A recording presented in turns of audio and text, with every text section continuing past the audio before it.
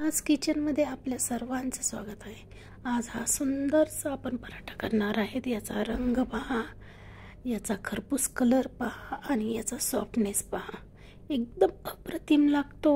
दही शेंगाची चटणी याच्यासोबत आपण हे खाऊ शकता किंवा सॉस सोबत।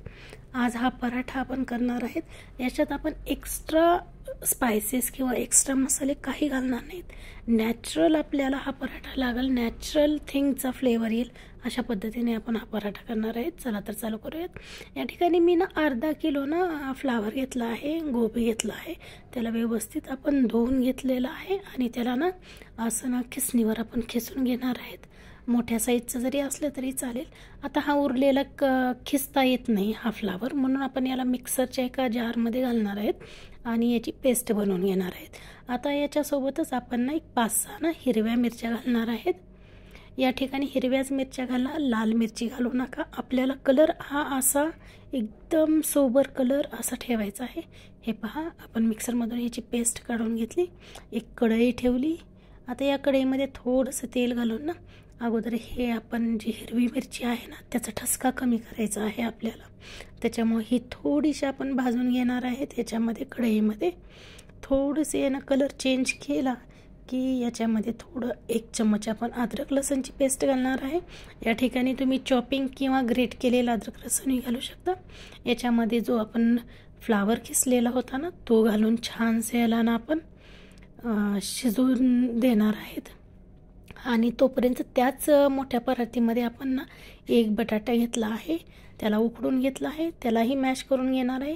या ठिकाणी आपण पनीरचा वापर करणार आहेत। या ठिकाणी 1 वाटीभर आपण पनीर घेणार आहेत आणि तसेच चीजही घेणार आहे। म्हणून तर हा पराठा इतका अप्रतिम, इतका सुंदर लागतो ना। 1 मूठ भरून कोथिंबीर, 2 चमचे या ठिकाणी मीठ लागेल आपल्याला, कारण जेव्हा आपण हे कणकेमध्ये भरूत तेव्हा मिठाचं प्रमाण कमी होतं, म्हणून आपण जास्त घालणार आहे। फक्त धने जिरेची 2 चमचे पूड आणि हे आपण परतवून घेतलेला गोबी। याच्यात आपण एकही एक्स्ट्रा मसाला नाहीत घालणार, कारण की याचा ऑथेंटिक फ्लेवर आपल्याला द्यायचा आहे। जर आपण जास्त मसाले जर घातले तर फक्त मसाल्याचाच फ्लेवर येतो। त्याच्यामुळे हे रिच फ्लेवर आपल्याला ठेवायचा आहे। पनीर, चीज आणि हिरव्या मिरचीचा सगळ्यांचा इनहॅन्स फ्लेवर होण्यासाठी आपण कधीही मसाले कमी घालणार आहे। त्याच्यामध्ये आपण चपातीची कणिक तिंबली आहे। चपातीची कणिक कशी तिंबायची याचा व्हिडिओ मी तुम्हाला वरती शेअर करते। त्याच्यामध्ये पहा, एक छोटासा गोळा करून घेतला आपण ह्या बॅटरचा, त्याला थोडंसं कोरड्या पिठामध्ये कोट केलं, जेणेकरून की आपल्या खालच्या कणकेला हा गोळा जास्त चिपकू नये। आता या ठिकाणी अंगठ्याच्या साह्यानं आपण हे सारण मध्ये घालणार आहेत आणि चारी बोटाच्या साह्यानं आपण कणिकेला वरी घेणार आहेत। वरी घेत हे असा एक गोळा वरती येतो। कणकेचा एक्स्ट्रा पार्ट असतो तो त्याला काढून टाकायचं आणि त्याच ठिकाणी त्याला सील करून टाकायचं, दुसऱ्या कणकेला ते चिटकवून टाकायचं। आता या ठिकाणी आपण कोरड्या पिठामध्ये हा गोळा घातला आहे आणि हाताने असं याला थापटून घेतलेला आहे। आता याला लाटायला सुरुवात करायची। आता ही जी पोळी जेव्हा आपण किंवा पराठा लाटतो तेव्हा त्याला जाडसरच ठेवायचं, जास्त पातळ नाही करायचं, कारण पातळ केलं की जास्त कडक होतं आपला पराठा। त्याच्यामुळं याची जाडसरच साईज ठेवायची।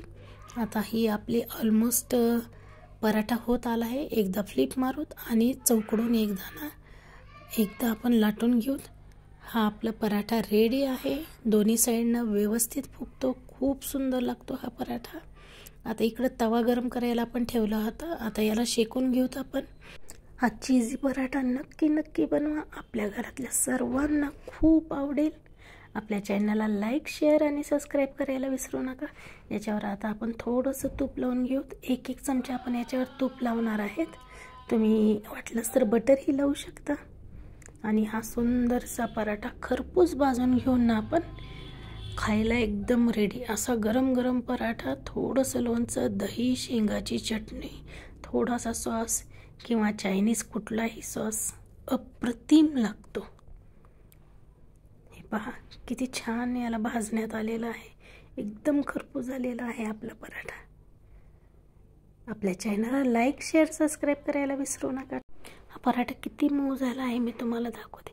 हे बघा, एक फोल्ड केलं तरी त्याच्यातून तुटत आहे पराठा, म्हणजे याची एकदम मऊसूत जसं पंजाबी स्टाईलमध्ये पराठा असतो ना त्या टाईपचा झालेला आहे. थँक्यू.